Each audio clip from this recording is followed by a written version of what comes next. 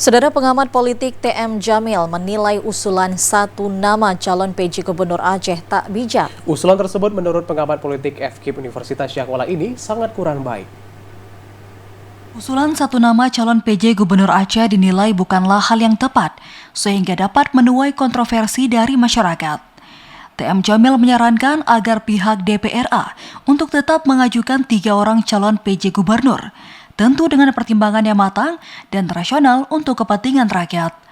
Pengajuan 3 nama agar pihak pusat tidak mempunyai ruang untuk melantik orang lainnya yang tidak diusulkan DPRA.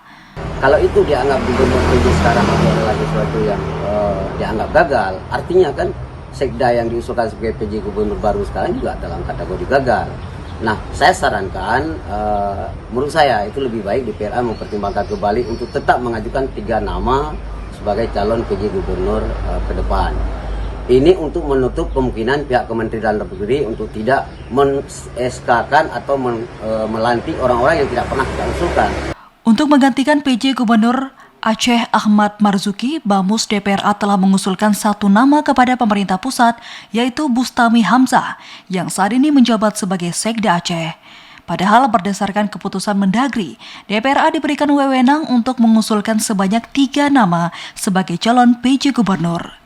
Dari Banda Aceh, Fajariana, TVRI Aceh melaporkan.